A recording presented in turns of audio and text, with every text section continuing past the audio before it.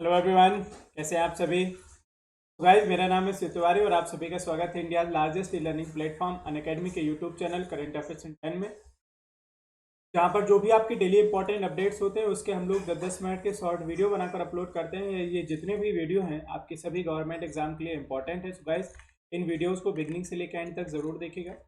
आज के वीडियो में हम लोग बात करने जा रहे हैं आरबीआई के फाइनेंशियल रिपोर्ट के बारे में, जो भी हाल ही में आरबीआई ने पब्लिश की है, जिसमें बताया है कि हमारे देश का जो ग्रॉस एनपीए है वो 12% से अबव जाने वाला है। फिस्कल डेफिसिट आपने पढ़ा ही होगा, ठीक है, कि दैट वो मोर देन 7.6% जाने वाला है।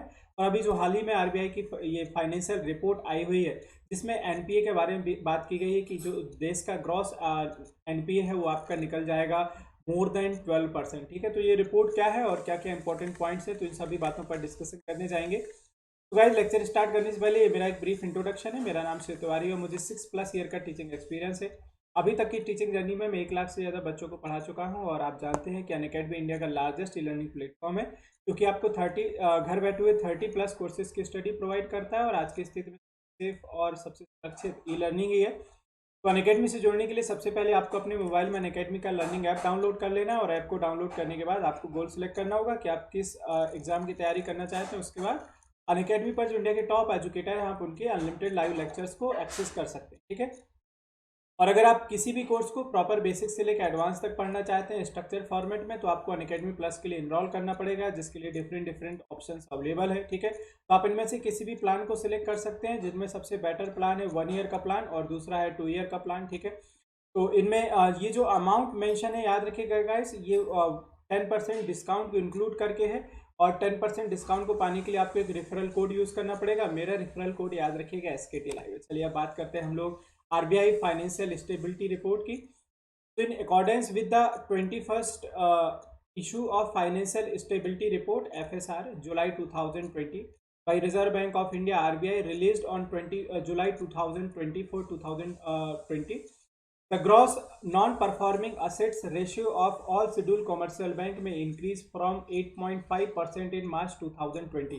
तो हाल ही में जो अभी आरबीआई ने रिपोर्ट पब्लिश की है, इस रिपोर्ट में आरबीआई ने बताया है कि जितनी भी शेड्यूल कॉमर्शियल बैंक है, शेड्यूल कॉमर्शियल बैंक तो आप सभी जानते हैं कि वो सभी बैंक जो आरबीआई एक्ट 1934 के सेकेंड लिस्ट में लिस्टेड होती हैं, उन सभी बैंकों को हम लोग क्या नेम देते हैं, शेड्यूल कॉमर्शियल बैंक, जिसमें आपकी सभी पब्लिक सेक्टर बैंक आती हैं, प्राइवेट बैंक आती हैं, फॉरेन बैंक आती हैं, रीजनल रूरल बैंक हैं, कोऑपरेटिव बैंक है, साथ में पेमेंट बैंक और स्मॉल फाइनेंस बैंक आते हैं। ठीक है, तो मार्च अगर 2020 के एंड तक देखा जाए, जो फाइनेंशियल ईयर एंड होता है सरकार का, तो हमारे देश का जो ग्रॉस एनपीए था वो कितना था, 8.5%। लेकिन अंदाजा लगाया गया है कि मार्च 2021 तक, ठीक है, यानी कि जो अपकमिंग फाइनेंशियल ईयर एंड होने वाला है 2021 तक, उस तक एनपी आपका कितना पहुंच जाएगा, 12.5%।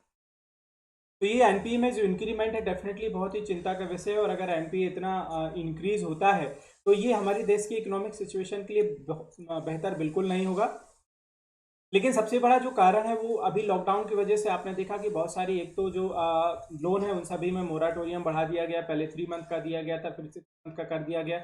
और लॉकडाउन की वजह से लगभग बहुत सी इंडस्ट्री हैं, जितने भी मार्केट्स हैं, जितने भी मतलब मैन्युफैक्चरिंग सेक्टर हैं, सभी बंद पड़े हुए हैं। तो जो उस सेक्टर से ईएमआई रेगुलर आ रहा था, वहाँ पर कोई प्रोडक्शन नहीं हो पा रहा है, कोई सोर्स ऑफ इनकम जनरेट नहीं हो रहा है, तो वहाँ से ईएमआई आना अभी बंद हो गया है। ठीक है, तो जो एनपीए बढ़ने के चांसेस हैं वो मार्च 2021 तक आपका कितना 12.5% और ऑलरेडी 8.5% चल रहा है। ठीक है, हाँ, so under the baseline scenario the ratio में escalate to 14.7% under very severely stress scenario. तो ये बोला गया कि ये रेशियो 12 से लेके 14.7% तक जा सकता है। ठीक है, अदर इंपॉर्टेंट हाईलाइट्स क्या है उस पर अगर हम बात करने जाएं, तो public sector banks gross bad loans ratio 11.3% at the end of March 2020। तो अगर हम लोग पब्लिक सेक्टर बैंकों की बात करने जाएं तो मार्च 2020 के अंत तक जो पीएसबी पब्लिक सेक्टर बैंकों का ग्रॉस एनपी रेशियो था ये 11.3%।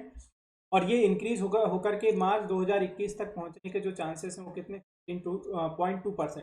तो अगर सिर्फ पब्लिक सेक्टर बैंक्स की बात करने जाए तो हमारे देश में इस समय 12 पीएसबी है, जिसमें से एक आपका एसबीआई है और बाकी जो आपकी 11 है ये नेशनलाइज बैंक है। ठीक है, ये जो 11 है ये आपकी सभी नेशनलाइज्ड बैंक है। तो गाइज, आप ये सभी जानते हैं प्रॉपर तरीके से कि अगर हम बात करने जाएं बैंकों के कंपेरिजन में, तो public sector banks have the more NPA compare to the private bank. तो प्राइवेट बैंकों में जो एनपीए है, नॉन परफॉर्मिंग एसेट्स यानी कि बैड लोन की संख्या वो कम होती है, और अगर सरकारी बैंकों में देखा जाए तो एनपीए की संख्या ज़्यादा होती है, जिनमें सबसे ज़्यादा जो एनपीए है वो आपकी अकेली एसबीआई में है, फिर उसके बाद पीएनबी में है, ठीक है। और प्राइवेट में अगर सबसे ज़्यादा एनपीए की बात की जाए तो आपको आईसीआईसीआई और एचडीएफसी में, ठीक है। तो ये सिर्फ अगर पब्लिक सेक्टर बैंकों की बात की जाए तो मार्च 2020 के अंत तक 11.3% था, लेकिन मार्च 2021 तक कितना पहुंच जाएगा, 50.2%, ठीक है। और प्राइवेट सेक्टर बैंक का अगर एनपीए की बात की जाए तो 4.2 से लेके कितना पहुंच जाएगा, 7.3% तक। तो अगर दोनों में कंपेयर कर किया जाए पीएसबीज में और प्राइवेट बैंक्स में, तो ये याद रखिएगा, private banks is more successful compare to the public sector bank in terms of recovery of bad loans यानी कि एनपीए। तो पब्लिक सेक्टर बैंक इतनी प्रॉपर सक्सेसफुल नहीं है प्राइवेट बैंक के कंपेयर में। प्राइवेट बैंक्स का एनपीए लेस है compare to public sector bank. लेकिन सबसे बड़ा मुद्दा ये भी है कि सरकार की जितनी भी पॉलिसी हैं, जितनी भी मतलब स्कीम्स, उन सबको जो स्पॉन्सर करना काम होता है, रेगुलेट करना, इंप्लीमेंट करना, वो पब्लिक सेक्टर बैंक्स की जिम्मेदारी होती है, तो वहाँ पर एनपीए बढ़ जाता है, ठीक है।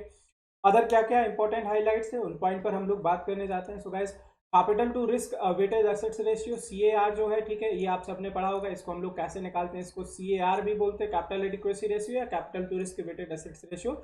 इसको निकालने के लिए सबसे पहले आपको बैंक का टोटल कैपिटल देखना पड़ता है, और टोटल कैपिटल के बाद आपको डिवाइड करना पड़ता है रिस्क वेटेड एसेट्स और मल्टीप्लाई करना होता है 100, ठीक है। तो अगर इसको देखा जाए तो जो शेड्यूल कॉमर्शियल बैंक का है वो 14.8% से नीचे डिक्लाइन होता जा रहा है मार्च 2020 तक, ठीक है। और सितंबर 2019 में देखा जाए तो लगभग ये 15% था, ठीक है। लेकिन अब मार्च 2021 तक ये माना जा रहा है कि डिक्लाइन होकर के कितना पहुंच जाएगा, 13.3%, ठीक है। गाइस, एक्चुअली में सीआर का डिक्रीज होना ये एक पॉजिटिव साइन नहीं है, क्योंकि सीआर जितना कम होगा इसका मतलब है कि बैंकों का परफॉर्मेंस उतना वर्स्ट होता चला जाएगा।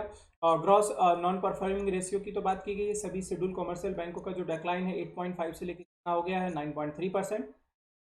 प्रोविजंस कवरेज रेशियो पीसीआर की अगर बात की जाए, अब शेड्यूल कॉमर्शियल बैंक इम्प्रूव्ड, ठीक है, और 65.4% से कितना हो गया है, 61.6% ओवर दिस पीरियड। अच्छा, अब जीडीपी की अगर बात करनी है तो जीडीपी की तो आपको मालूम ही है कि इस समय बुरी हालत है। कोई भी देश का जीडीपी हो, ग्लोबल जीडीपी की बात करने जाए तो डिक्लाइन होता चला जा रहा है, क्योंकि लगभग हर एक कंट्री ने कहीं ना कहीं कोरोना का जो है ये क्राइसिस देखा है। हाँ, वो बात अलग है, किसी देश में ज़्यादा असर रहा है, किसी देश में कम रहा है। बहुत से देश ऐसे हैं जो रिकवर हो चुके हैं, जहाँ पर अब एक भी मरीज कोरोना पेशेंट नहीं है, ठीक है।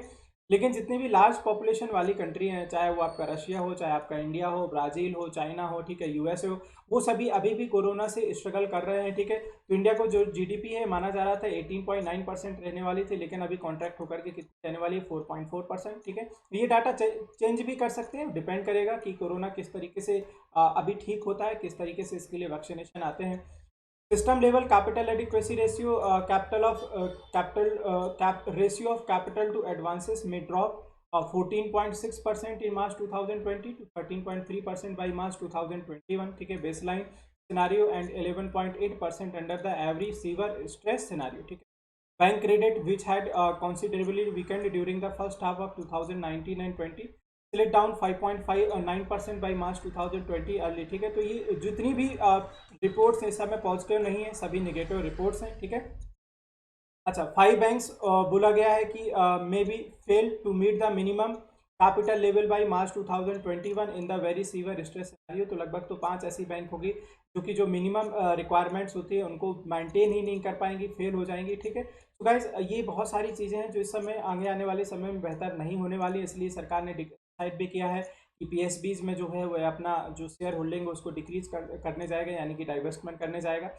बाकी आरबीआई की ये रिपोर्ट जो पब्लिश की गई, आरबीआई से रिलेटेड आप सभी पार्ट जानते हैं, ठीक है। आरबीआई का एस्टेब्लिशमेंट 1 अप्रैल 1935 है, हेडक्वार्टर मुंबई है, और 25th गवर्नर शक्तिकांत दास साहब हैं, ठीक है। 4 डिप्टी गवर्नर होते हैं, बट प्रेजेंट में इस समय आपके 3 ही डिप्टी गवर्नर हैं, ठीक है। बीपी कानूनगो है, महेश कुमार जैन है, माइकल देव पात्रा है, ठीक है। और ये अभी आगे जाकर के एक अपॉइंट होने वाले हैं, जो रिजाइन किया है वो एनएस विश्वनाथ। तो मुझे कमेंट करके जरूर बताइएगा वीडियो आपको कैसा लगा। वीडियो को ज़्यादा से ज़्यादा लाइक कीजिएगा, शेयर कीजिएगा, चैनल को सब्सक्राइब कीजिए, टेलीग्राम ग्रुप को ज्वाइन कर लीजिएगा, hit the bell icon for regular notification. और अगर आप अनअकैडमी प्लस के लिए इनरोल करते हैं, इस कोड का इस्तेमाल करना मत भूलिए। इस कोड का इस्तेमाल करते हैं तो आप 10% तक का डिस्काउंट पा सकते हैं। So much for watching this video.